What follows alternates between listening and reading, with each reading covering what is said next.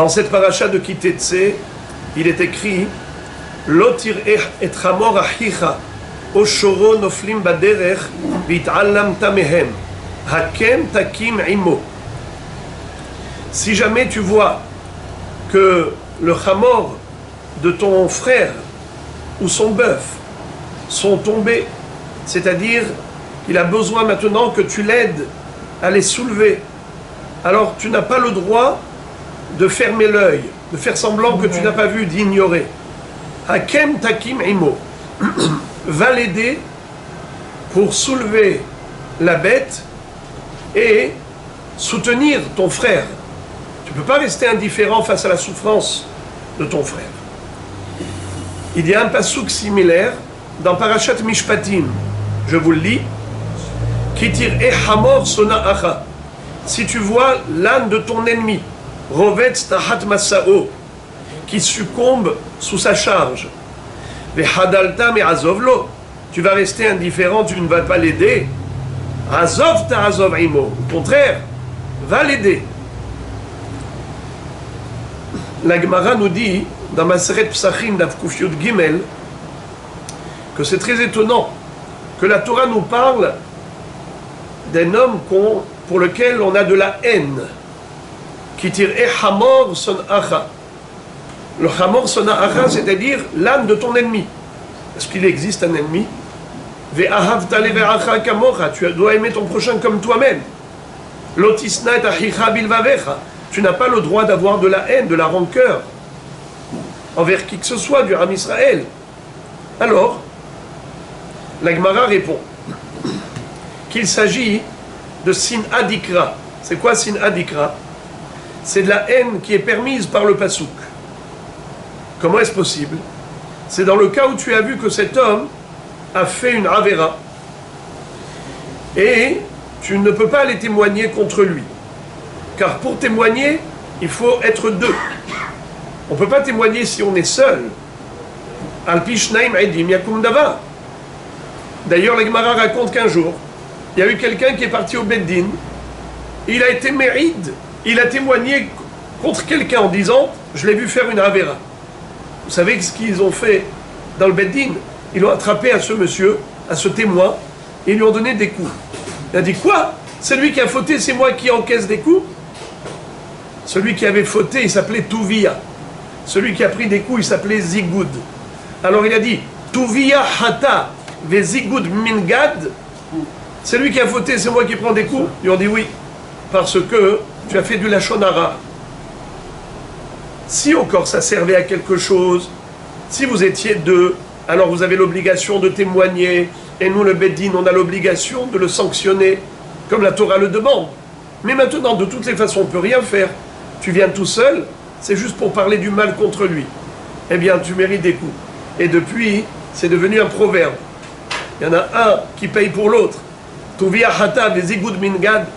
Bon, en tout cas, la Gemara dit comme ça. Tu ne peux pas aller témoigner au Beddin, mais tu peux avoir à son égard de la haine.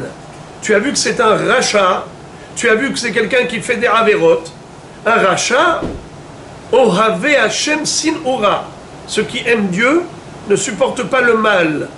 Alors ils ont de la rancœur, des ressentiments à l'égard de ce monsieur qui fait du mal. Ok. Alors maintenant la Gemara dit, c'est de cela qu'il s'agit. Tu vois quelqu'un qui a fait une avera et donc tu as pour lui de la haine.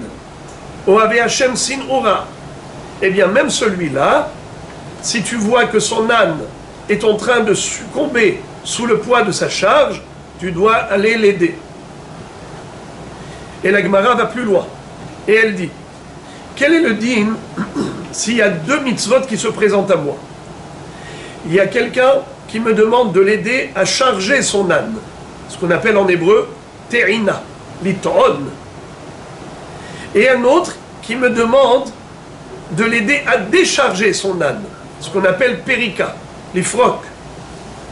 J'ai mitzvah de perika et mitzvah de terina. Qu'est-ce qui est préférable? Aller l'aider à décharger ou aider l'autre à charger? La logique, perika. Pourquoi? Parce que celui que tu vas aider à décharger, tu vas faire deux choses. Premièrement, c'est que tu vas l'aider à l'homme. Deuxièmement, c'est que tu vas aider la bête. La bête, elle souffre.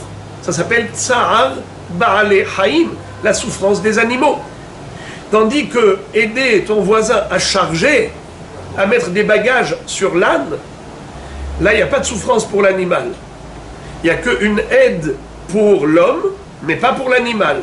Alors quand tu mets sur la balance les deux mitzvot, mitzvat prika et mitzvat terina, qu'est-ce qui pèse plus lourd?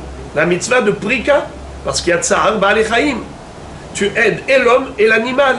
Alors que dans terina, tu aides l'homme, mais tu n'aides pas l'animal. Très bien. Maintenant, quel est le din si celui qui m'a demandé à charger l'âne, c'est un rachat. Et celui qui m'a demandé à décharger l'âne, c'est un tzaddik. Les deux, ils me demandent en même temps qui je dois aider. Est-ce que je dois aider le tzaddik qui me demande à décharger l'âne, ou bien est-ce que je dois aider le rachat qui me demande à charger l'âne? Hein?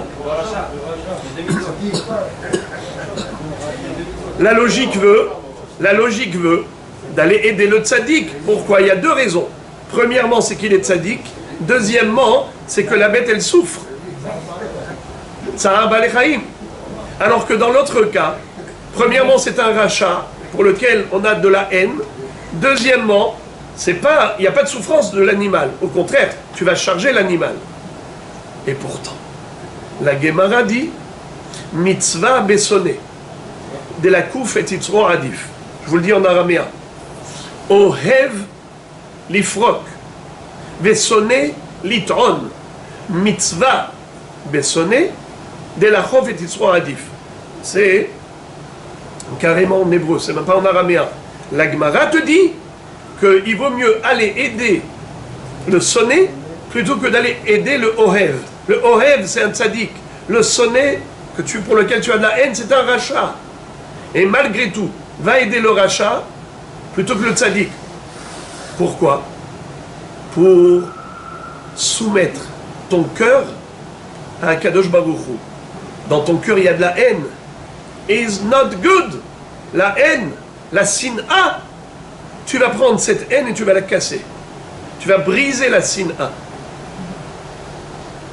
La chof et titzro adif. Tosfot pose la question, il dit, mais on ne comprend rien du tout. Il y a 2 minutes, tu m'as dit que on a le droit de le haïr, parce que c'est un rachat.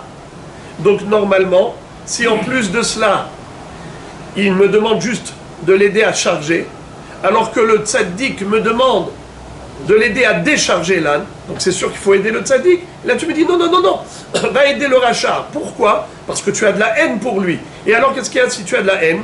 Non, alors, il ne faut pas qu'il y ait de la haine. Casse la haine et va l'aider. Et quand tu vas l'aider, tu vas aider celui pour lequel tu as de la haine, eh bien tu vas soumettre ton Yetzer Hara, la Chouf et Titzro, Adif, c'est mieux de soumettre ton cœur à Kadosh Baruch Hu et briser la haine plutôt que aller aider le tzaddik à décharger l'âne et Tsa'ar ba'ale chaim. Je ne comprends pas.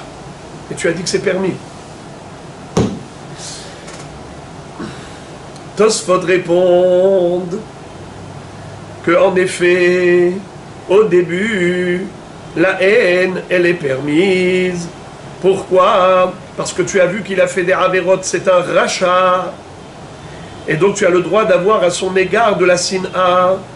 Mais le problème, c'est qu'il va y avoir une spirale de haine. Pourquoi? Il y a un pasouk. Shlomo HaMelech va dire que les sentiments sont réciproques. Si tu aimes quelqu'un, il t'aime. Si tu le hais, il te hait. Les cœurs, ils ressentent les choses. Il y a une communication des cœurs. Et donc, toi maintenant, tu as pour lui de la haine qui est justifiée, parce que c'est un rachat. Mais lui, il ressent que tu as de la haine pour lui. Il te rend lui aussi de la sin'a. Pourquoi il te rend de la sin'a? Parce que toi, tu as de la sin'a pour lui. Mais après, quand tu vas sentir que lui aussi il a la sina contre toi, tu vas lui rendre aussi une double sina. Une sina justifiée et une sina injustifiée, juste par réciprocité. Donc tu as deux doses de haine. Une première dose qui est permise, mais après ça, lui, il va te rendre la haine, et toi maintenant, qu'est-ce que tu vas faire? Tu vas lui rendre la haine parce qu'il te hait. Donc maintenant, tu le hais pour deux raisons. Une bonne et une mauvaise. Ah, là, vous allez rentrer dans un engrenage de sina. Stop. Va lui rendre service. Quand tu vas lui rendre service, tu vas briser la sina, il n'y aura plus de sinatrinam. C'est ça ce que nous dit la Torah. Azov, ta'azov imo. Le Targum Onkelos, il dit Mishbak tishbok madebelibach alohi utfarek ime. Abandonne ce qu'il y a dans ton cœur. Azov, abandonne la haine. Abandonne la haine, c'est dangereux. On commence bien et après on glisse. Ça veut dire que il y a la théorie et la pratique. Dans la théorie, tu devrais le haïr, mais dans la pratique, tu ne peux pas. Parce que concrètement, tu vas commencer à le haïr, lui va te rendre de la haine. Eh bien, après ça, on ne va pas finir. Qu'est-ce qu'il va y avoir dans le Ham Israël? Que de la sina et de la sina? Pas du tout. Donc on retrouve ces deux psukim dans Parashat Kitetse et dans Parashat Mishpatim qui ont le même objectif. C'est de pouvoir développer l'amour gratuit dans le cœur du Ham Israël. Et c'est comme ça que l'homme doit apprendre à maîtriser ses penchants. La nature humaine, si elle n'est pas travaillée, maîtrisée, canalisée, elle est sauvage. L'homme, il est de nature brute, brutale. Voyez les enfants, allez-y voir Hogan, avec des disputes. Il a pris ce jouet, il n'a pas touché, tant que l'autre ne l'a pas pris. Dès que l'autre il le prend, il vient me demander. Il vient lui arracher. C'est comme ça. Il y a des choses qui n'ont pas d'importance. Mais quand il y en a un qui va le prendre, du coup tout le monde le veut. Shlomo HaMelech écrit un passouk très fort. Il dit Veraiti ani et kol amal ha'adam vekol kishron ha'maaseh ki kinat ish mere'ehu. Tout le travail des hommes et tout leur investissement dans la vie, c'est que par la jalousie. Parce qu'en réalité, un homme, il aurait pu se suffire de très peu. Il aurait pu se suffire de choses modestes. Mais, qu'est-ce qui fait qu'il ne peut pas se suffire de peu? C'est parce qu'il veut ressembler aux autres. Dans la réalité, parfois on s'aperçoit qu'il en faut peu pour être heureux.